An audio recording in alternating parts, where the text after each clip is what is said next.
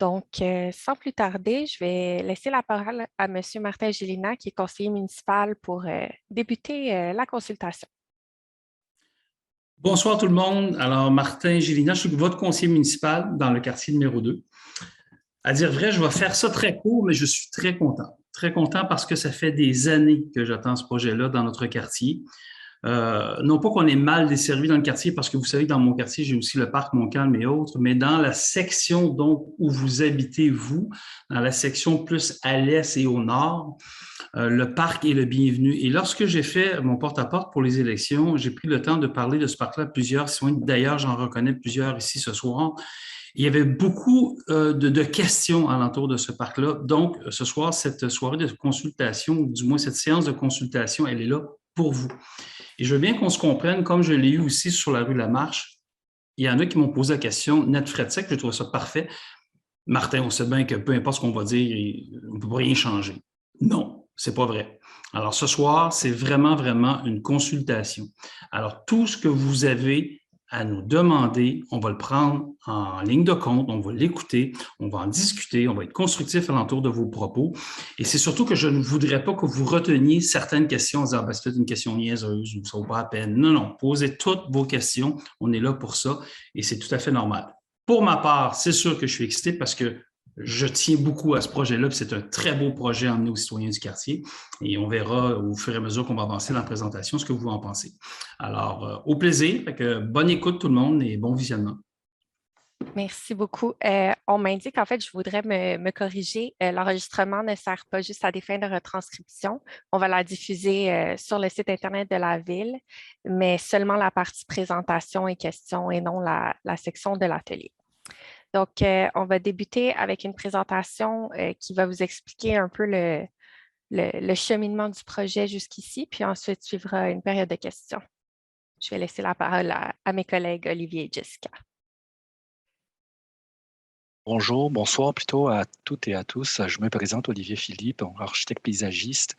Donc, mon équipe de chez Stemtech et moi-même sommes très fiers de participer à l'élaboration de ce projet-là et un projet pour lequel aujourd'hui nous sommes présents pour cette séance d'information et l'atelier d'échange pour recueillir vos propos là-dessus. Donc, on va commencer avec une petite présentation que je vais entamer avec le partage d'écran pour vous expliquer un peu les paramètres du projet et progressivement, on va tranquillement cheminer, ou plutôt, je vais plutôt céder la parole et faire la transition avec ma collègue Jessica, qui, elle, va enchaîner avec une deuxième partie de la présentation pour ensuite poursuivre avec les ateliers d'échange lorsqu'il le serait indiqué. Donc, sans plus tarder, je vous partage mon écran et je vous en prie de me faire signe si vous arrivez bel et bien à le voir d'une façon ou d'une autre.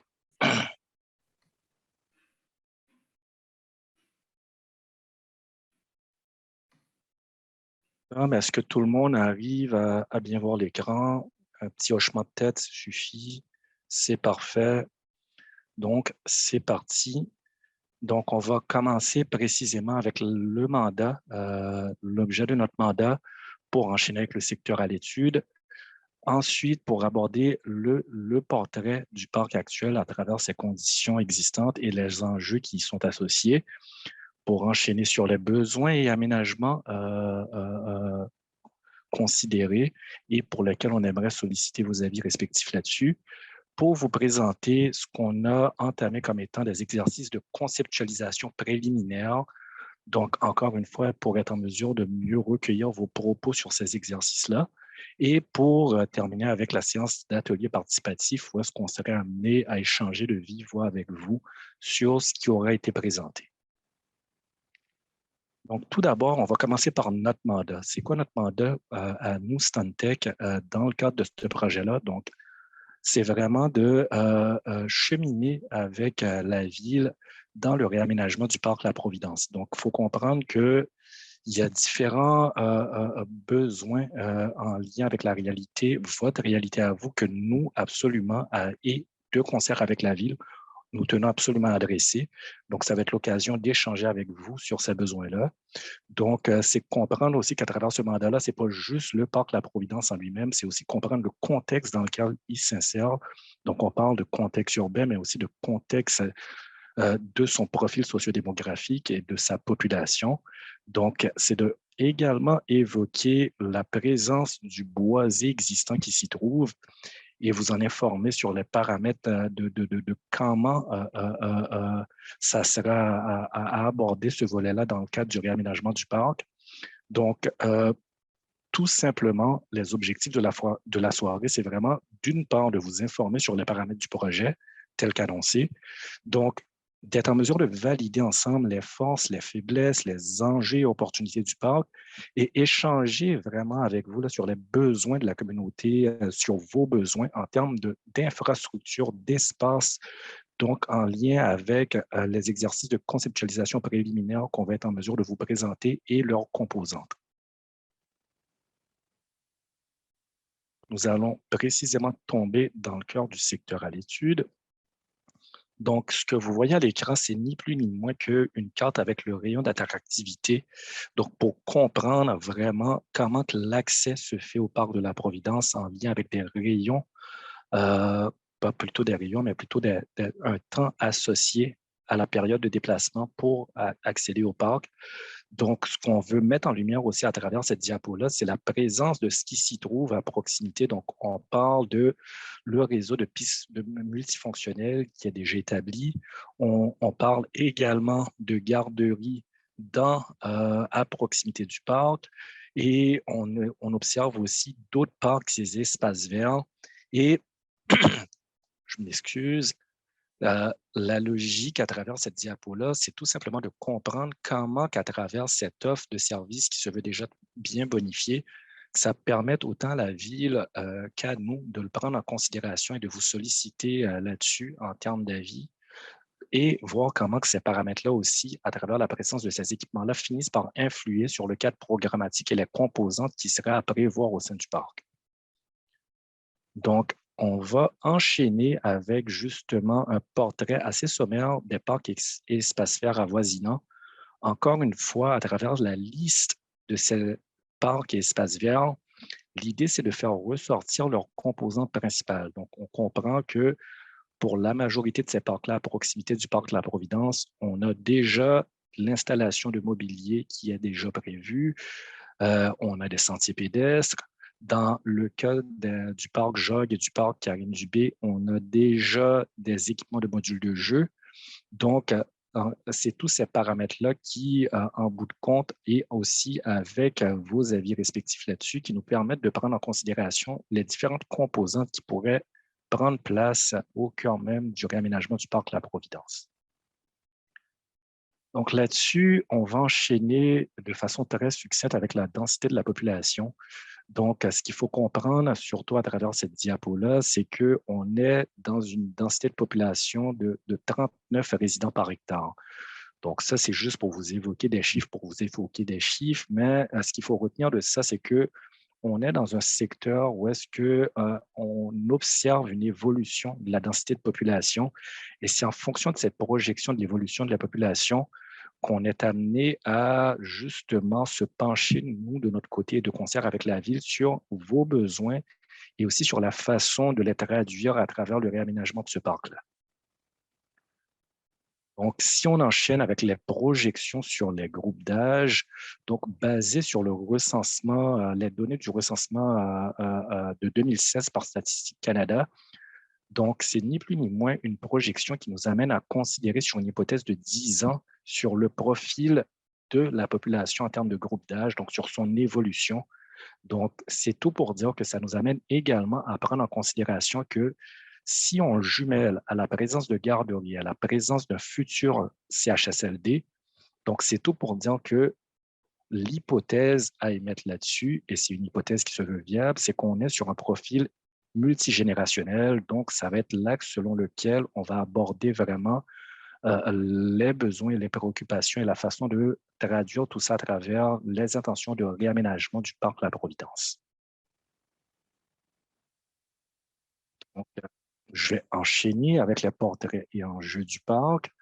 Donc, pour celles et ceux qui le connaissent déjà très bien pour l'avoir fréquenté ou qui le fréquentent à multiples occasions, donc on est sur une superficie de plus ou moins 4000 m², on parle précisément de 3700 m², avec une des composantes de ce parc-là qui demeure le boisé avec une superficie de 1400 m². Donc, on parle relativement d'environ 38% de la superficie du parc qui est occupée par ce boisé-là.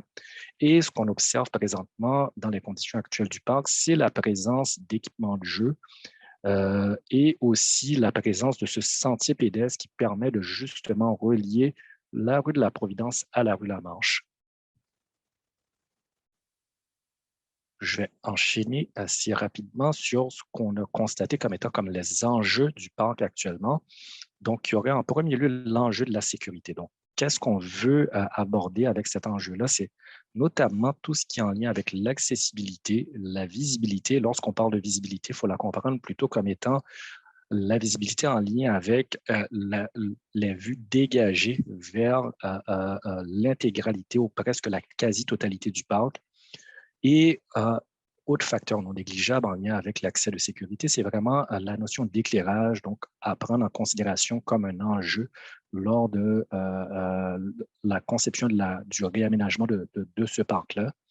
Donc, un autre enjeu qui a été soulevé, c'est vraiment la cohabitation avec le voisinage, donc en termes d'intimité, de cohabitation sonore. Donc, il faut comprendre qu'en lien avec le programme prédéfini, les potentielles composantes qui vont se retrouver dans ce parc-là. Donc, il y a la notion de cohabitation sonore qui consiste ni plus ni moins à tenir en compte du fait que si moindrement il y a des aires de jeu déjà là et qu'on aimerait bonifier comme il se doit ces équipements-là, donc ça pourrait potentiellement susciter un achalandage qui se voudrait supplémentaire. Donc, d'où la notion de cohabitation sonore à prendre en considération. Donc, on va aussi aborder l'attractivité. Donc, qu'est-ce qui définit l'attractivité en termes d'enjeu? Donc, c'est vraiment en lien avec le choix des composantes, des matériaux, des équipements pour lequel, évidemment, on veut prendre le soin de solliciter vos avis respectifs à cet effet-là. Donc, c'est tout ça qui vient tomber dans la sphère de l'attractivité d'un espace public ou d'un parc dans ce cas-ci. Donc, qui fait partie d'un des enjeux qu'on prend en considération. Donc, pour terminer avec un enjeu et non des moindres, qui est la valeur écologique à chacun des projets, des espaces publics et espaces verts sur lesquels nous sommes amenés à intervenir. Donc, c'est ni plus ni moins en l'abordant à travers des gestions un peu plus ou beaucoup plus optimales des eaux de ruissellement. C'est à travers des notions aussi simples que la biodiversité. Donc, on parle de biodiversité en termes de stratégie végétale. Et évidemment, vous l'avez compris, le boisé, qu'on va prendre l'opportunité de l'aborder avec vous tout juste à la prochaine diapo. Donc, le boisé est exclusivement composé de frênes. Et ce qu'on veut dire par ça, c'est qu'une essence, qui est le frêne de Pennsylvanie, représente 100% de la composition arborescente du boisé.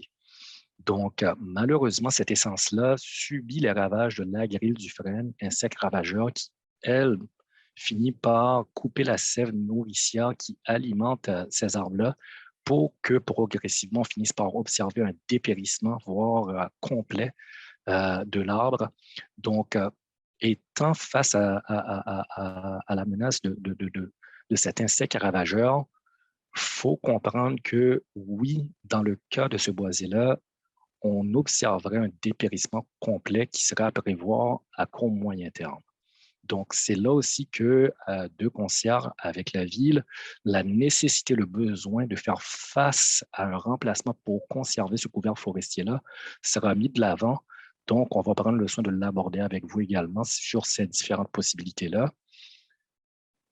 Donc, les besoins et aménagements.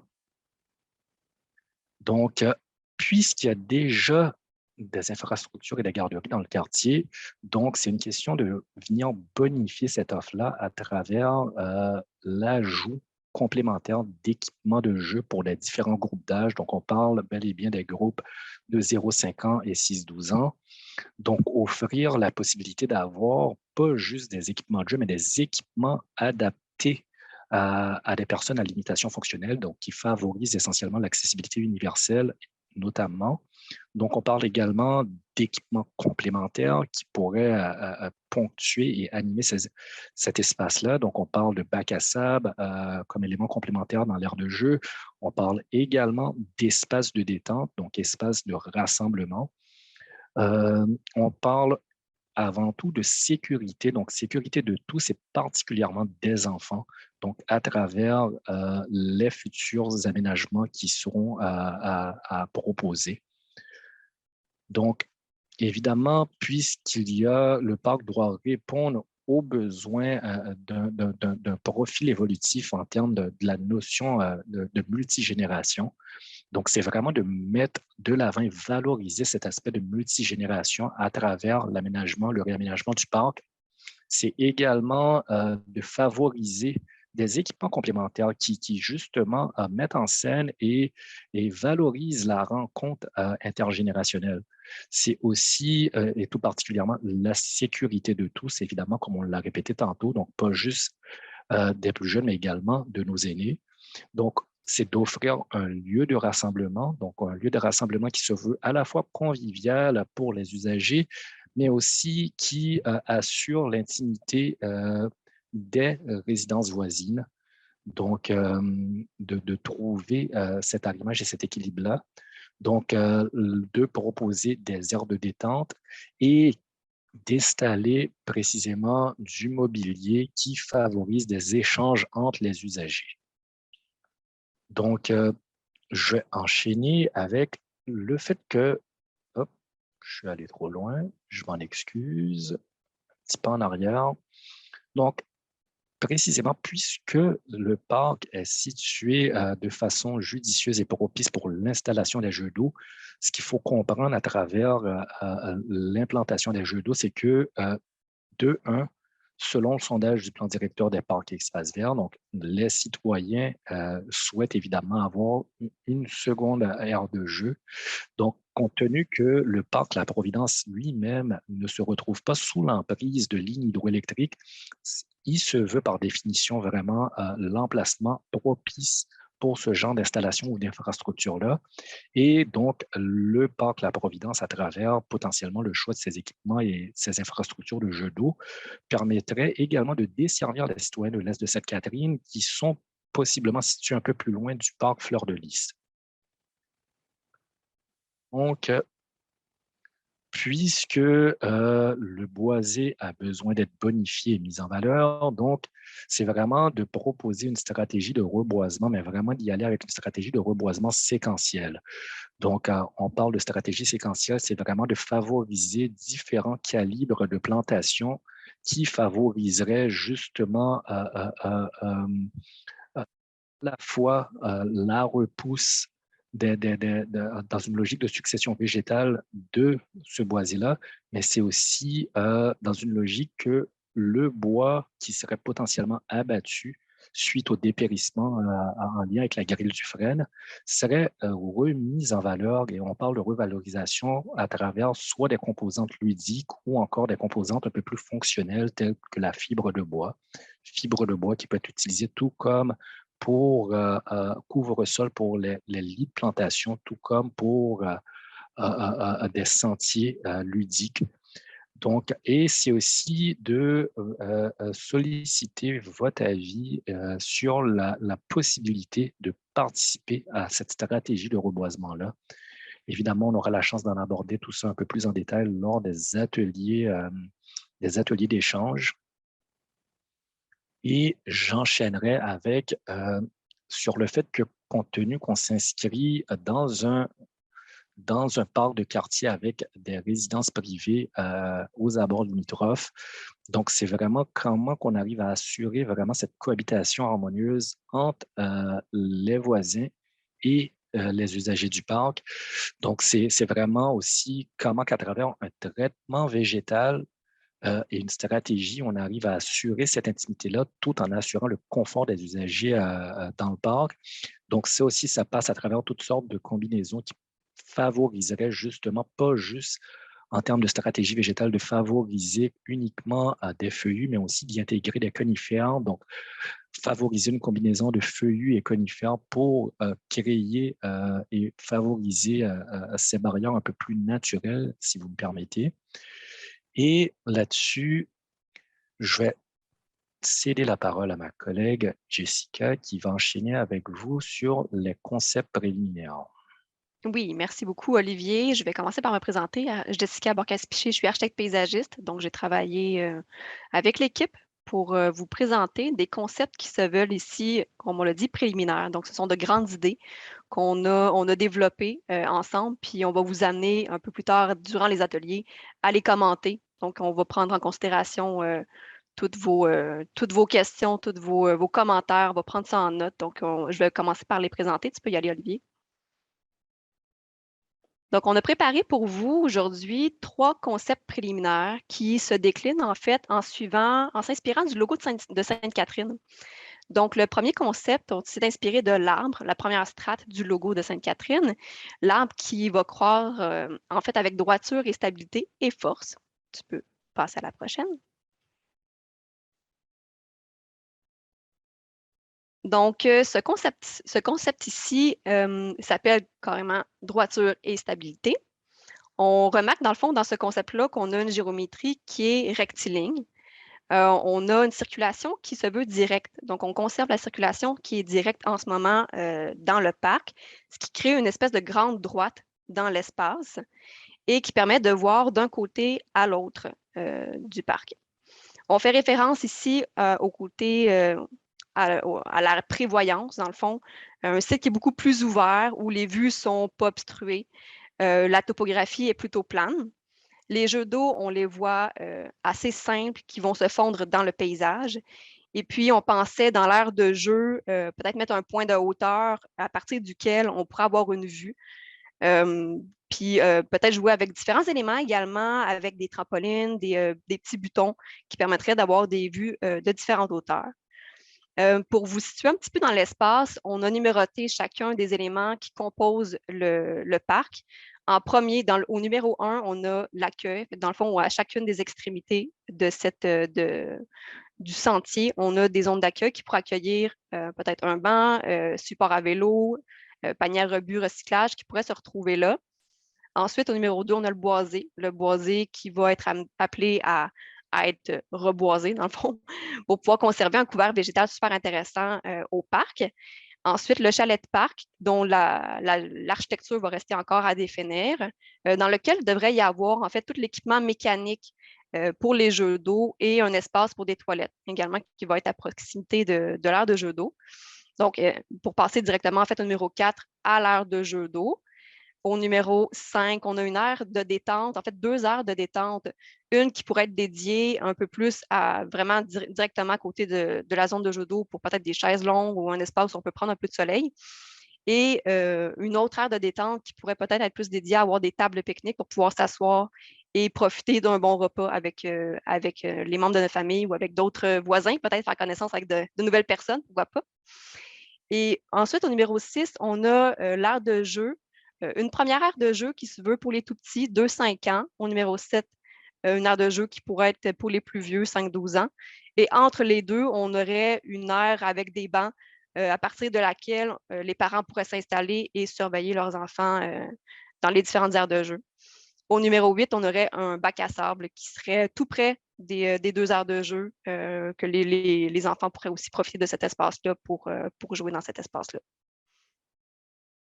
Tu peux passer à la prochaine. Ici, on a différentes images en fait d'inspiration du concept que je viens de vous présenter. On a complètement en haut à gauche en fait un paysage qui est très rectiligne. C'est un petit peu dans la même géométrie que le concept qu'on vous propose. Ensuite, un peu plus bas, on a des jeux en fait qui testent l'équilibre. Quand on parle de droiture, de stabilité, on pourrait y aller avec des jeux qui seraient dans ce sens-là. Au centre, on a une image dans laquelle il y a une aire de jeu avec un point de hauteur, puis carrément, vous voyez des jumelles où à partir de la tour, on pourrait avoir une vue un petit peu plus loin. Et à côté, on a une aire de jeu d'eau avec des jets, donc quelque chose de très simple au niveau des aires de jeu d'eau.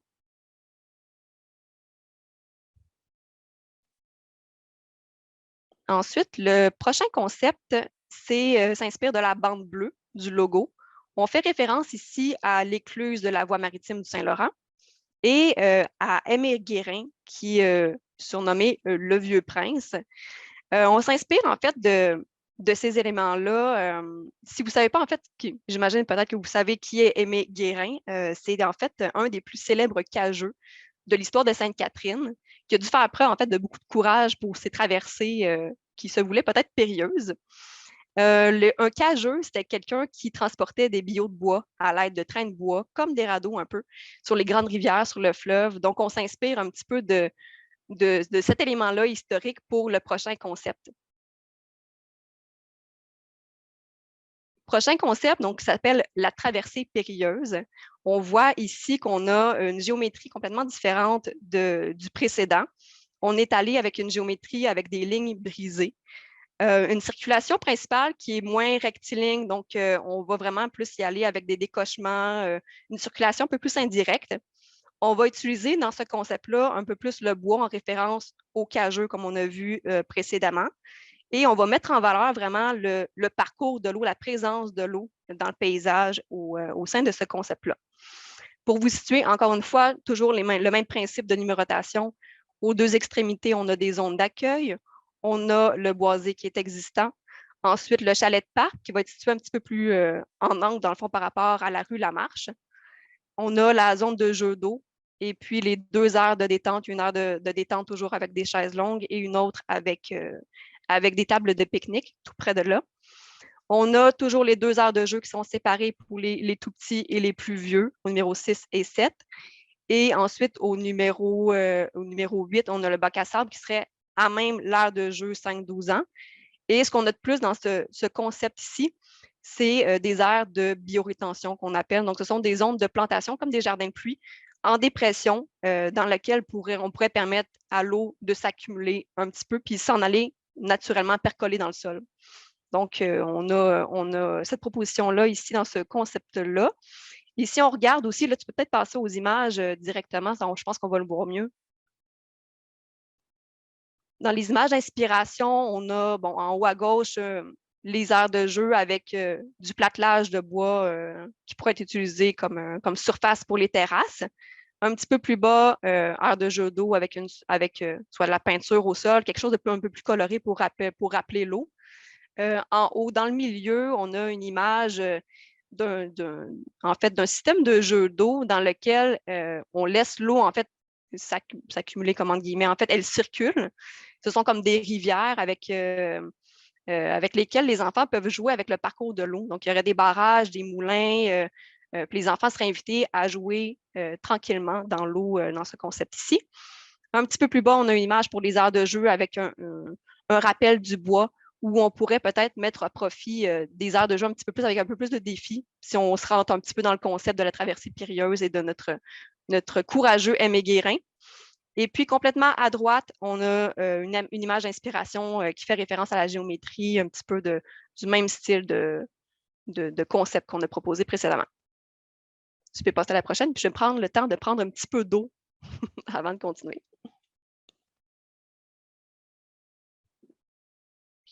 Ensuite, pour le dernier concept, le troisième concept, on s'est inspiré de la bande verte du logo de la ville de Sainte-Catherine, qui fait référence au calme, à la proximité avec la nature, et qui fait référence également à Kateri Tekakwitha, qui était une jeune Iroquoise dont le nom signifie « celle qui avance en hésitant ».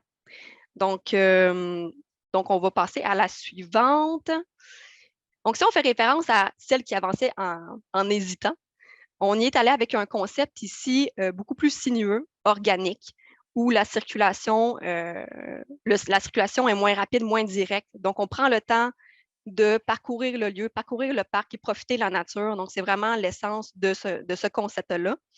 On a des aménagements qui vont mettre en valeur, en fait, les matériaux naturels, du bois, des roches, des structures avec une thématique de la nature, carrément des structures de bois où on pourrait réutiliser ce matériel-là pour les équipements de jeu. Donc, encore là, pour vous situer, c'est toujours la même numérotation, 2 zones d'accueil aux extrémités. Le boisé, le chalet de parc qui serait placé de façon un petit peu plus différente, mais toujours proche de la rue Lamarche également. On a une surface pour les jeux d'eau, les heures de jeu 2-5 ans, 5-12 ans, un bac à sable qui serait à même les 2 heures de jeu. Et puis, ce qu'on propose de plus dans ce concept-là, c'est un sentier qu'on appelle un sentier ludique qui pourrait passer dans l'air boisé carrément, puis inviter les gens, les jeunes ou n'importe qui de n'importe quel âge à aller profiter de l'espace boisé, et peut-être d'installer des structures, soit une espèce de thématique où les gens pourraient suivre un parcours ou des structures de jeu un peu informelles avec des roches, des billots de bois. Donc, on invite vraiment les gens à être en contact avec la nature dans le cœur de ce projet-là. Tu peux passer à la prochaine. Donc, pour vous imaginer un petit peu, complètement à gauche, on a une image, quand on parle de sentier ludique, c'est un petit peu l'image qu'on avait en tête pour la proposition d'aménagement. Dans le milieu, on a une aire de jeu qui est composée de bois. Donc, ça pourrait être une option, une avenue à envisager. Tout en bas, on a en fait une aire de jeu d'eau avec une thématique de la nature, avec des jeux qui s'inspirent de ça. En haut à droite, on va avoir un bac à sable autour duquel on pourrait peut-être réutiliser, en fait, là, si on parle de réutiliser, de mettre en valeur le bois provenant des frênes, on pourrait peut-être se servir carrément de ce bois-là pour pouvoir faire une bordure autour du bac à sable. Et puis complètement en bas, ce sont des aménagements complètement plus laissés un peu plus naturels, donc sans nécessairement avoir de planification de végétaux en tant que tels. Donc, on laisse ça complètement un petit peu plus naturel dans le parc. Donc, ça fait le tour, en fait, pour moi. Puis je vais passer la parole à Aude. Merci beaucoup. Merci à vous deux. Donc, on va passer à une courte période de questions. Je vais vous inviter à écrire vos questions dans le chat ou bien à lever la main. En attendant de recevoir les premières, on a reçu quelques questions lors de l'inscription à la séance. Donc, je vais y répondre. Pour ce qui est des statistiques d'achalandage du parc, on a considéré que vu que le parc va être amené à changer grandement avec ce projet, ce serait mieux d'utiliser les zones d'influence pour avoir l'information sur le public potentiel du parc. Donc, c'est pour cette raison qu'on n'a pas analysé les données présentes du parc ou des rues, des pistes cyclables, etc. Pour ce qui est des coûts des travaux, puisqu'on est encore en phase très préliminaire du projet, on n'a pas fait d'estimation de coûts. Par contre, ce qu'on peut vous dire, c'est que le projet n'est pas imputable au projet de la rue Lamarche, puis que c'est l'ensemble des contribuables de la ville qui seraient responsables du paiement du projet. Donc, ce n'est pas simplement les résidents de la rue Lamarche. Pour ce qui est des questions de programmation, on va attendre à la séance d'atelier pour y répondre parce que c'est là qu'on va avoir l'opportunité de discuter puis de brainstormer un peu sur la programmation du projet. Puis ensuite, pour tout ce qui est en lien avec le projet de la rue Lamarche, on a eu quelques questions sur le stationnement, par exemple. On les a notées, bien sûr, puis on va y répondre prochainement. Puis pour le projet de la rue Lamarche spécifiquement, on va acheminer les questions aux responsables de ce projet-là. Donc, je vois qu'on cherche la main pour poser des questions. Si vous voulez, Roch Caron, je peux vous laisser la parole. Vous n'avez pas besoin de lever la main. Oui, bonsoir. Bonsoir. Vous m'entendez? Oui. Oui, OK. Ma question, à date, je trouve la présentation excellente. Par contre, là où je m'interroge, c'est la semaine prochaine, il va y avoir une réunion publique sur le projet de Rêvons l'avenir de nos parcs. Alors, j'essaie de voir comment ça va s'intégrer si déjà pour le parc de la Providence, j'essaie de comprendre là, comment les deux réunions vont fitter, parce que si la semaine prochaine, la population de Sainte-Catherine, je ne sais pas, moi, propose que pour question d'environnement, les jeux d'eau, ce n'est pas une bonne idée, etc., ben nous, pour le projet de la Providence, on est déjà avec des jeux d'eau. Je ne sais pas là, si c'est moi qui est dans l'erreur ou si je ne comprends pas le sens des deux réunions. Non, je comprends votre question. Dans le fond, ce projet sur lequel on travaille en ce moment, il découle du plan directeur qui est actuellement en vigueur.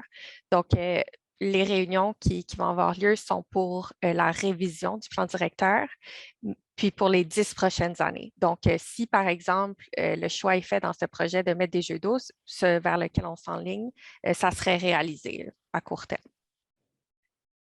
Est-ce que ça répond à votre question? Oui, ça répond à ma Oui. question, mais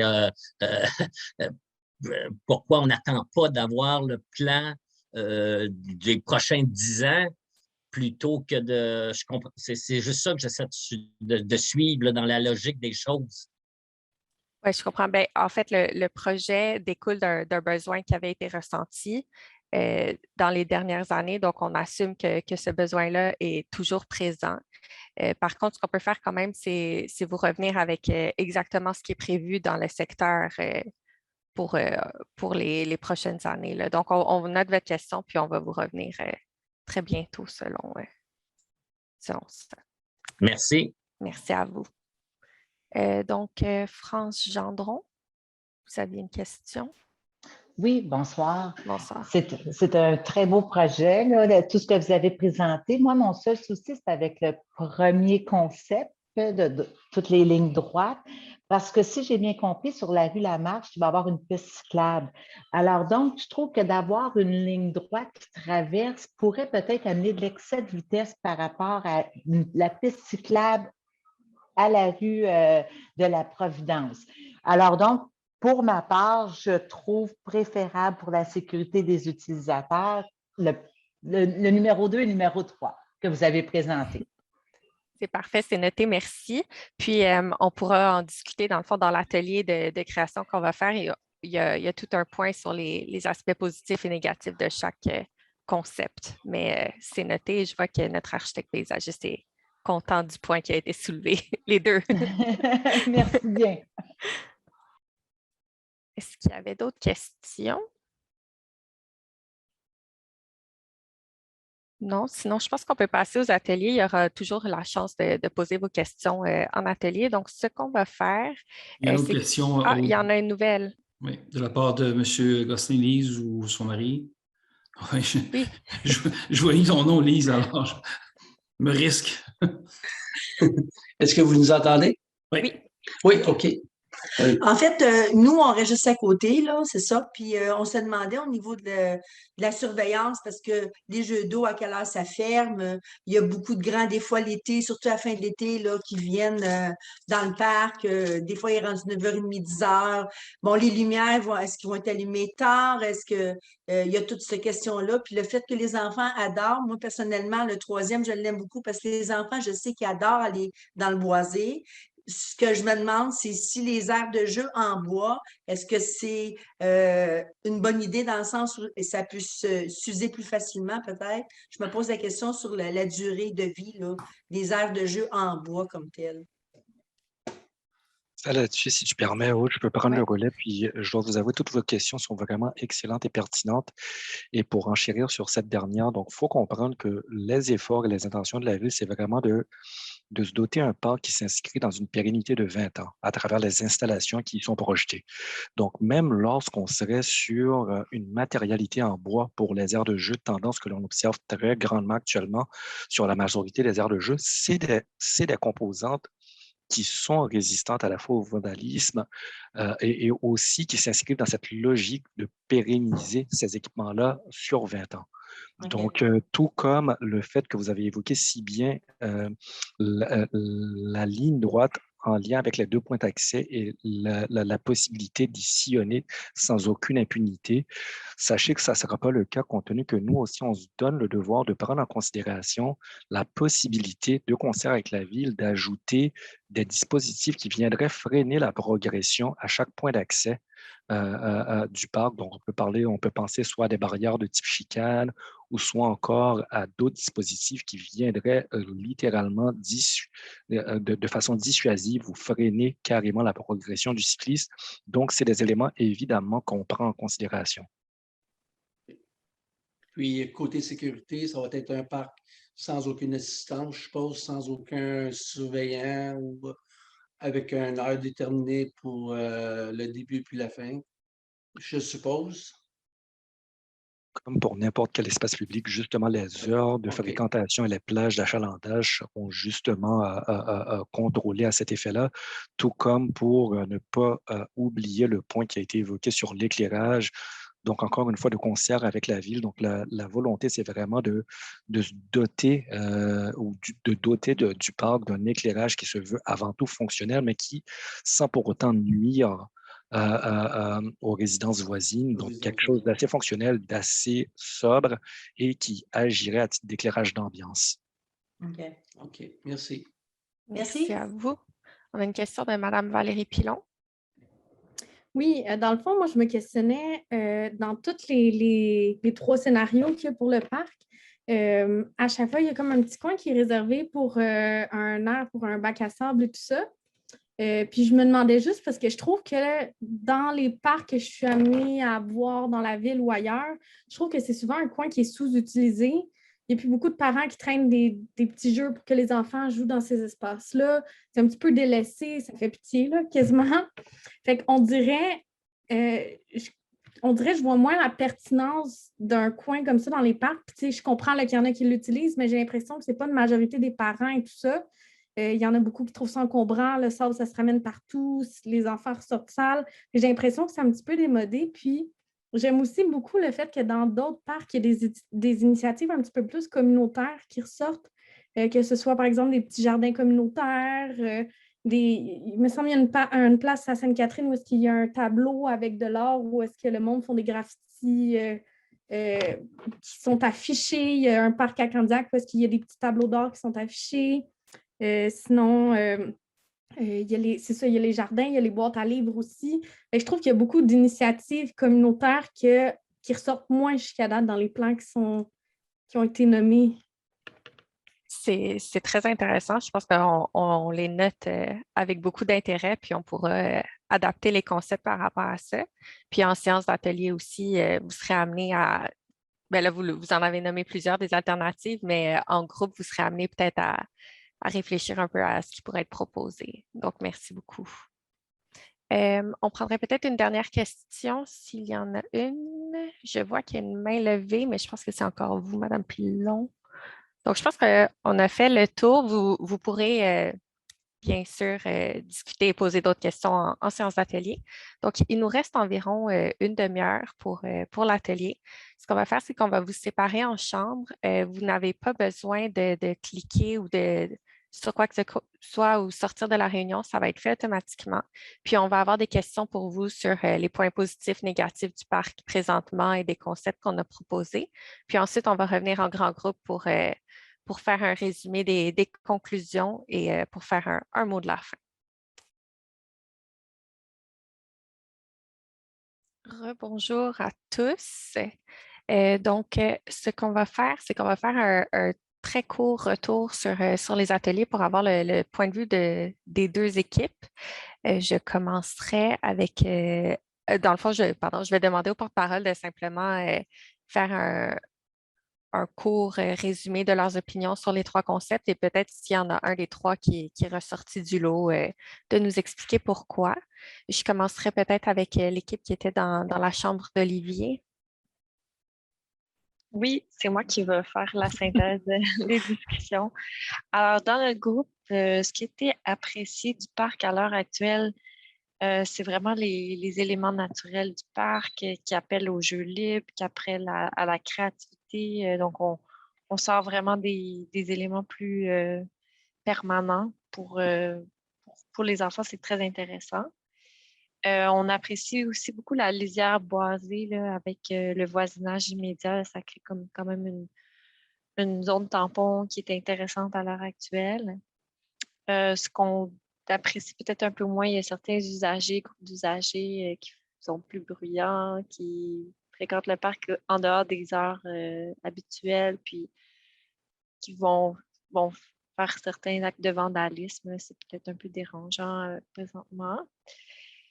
Au niveau des concepts et des idées là, qui étaient vraiment appréciées et qui ont généré des discussions, là, il y avait la question de l'aspect multigénérationnel, donc avoir des équipements qui vont convenir à tous, là, aux enfants, qui vont être accessibles universellement. On sait qu'il y a un CHSLD qui fréquente, donc certains usagers peuvent fréquenter le site, là, donc s'assurer que tout est accessible puis aussi intéressant. On apprécie les jeux de pétanque, par exemple.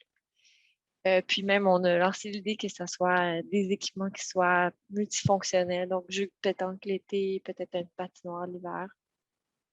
Puis maintenant, au niveau des concepts comme tels, ceux qui sont ressortis là, davantage, c'est surtout le concept 2 et 3. On aime beaucoup l'aspect, je pense, plus curviligne du concept, d'avoir aussi, on apprécie le sentier qui traverse le boisé.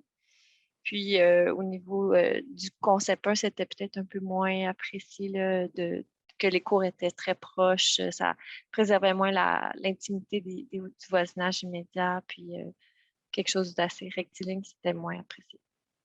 Parfait, merci. Maintenant, j'inviterai la porte-parole du groupe qui était avec Jessica. Oui, bonjour, c'est moi qui vais être la porte-parole. Au niveau des 3 concepts, nous aussi, le premier, le rectiligne, était pas très apprécié. Nous, même le deuxième, là, on était mitigés. Je vous dirais que vraiment le troisième, là, c'était vraiment notre coup de cœur, avec vraiment beaucoup de zones de détente. Puis, dans l'inclusion aussi des gens de plusieurs générations. On a vu aussi le terrain de pétanque. Moi, j'ai l'hypothèse juste de faire attention parce qu'il n'y a aucun stationnement pour se rendre à ce parc-là. Alors, c'est de faire attention, peut-être s'informer auprès du club de pétanque de Sainte-Catherine, de l'Âge d'or de Sainte-Catherine, qui ont déjà un club, qui sont déjà établis au parc de Fleur-de-Lys. Moi, je serais mitigée sur l'idée de peut-être juste prendre cet espace-là pour de la pétanque pour peut-être de manière inutile, que ce soit peut-être juste des ados qui niaisent avec.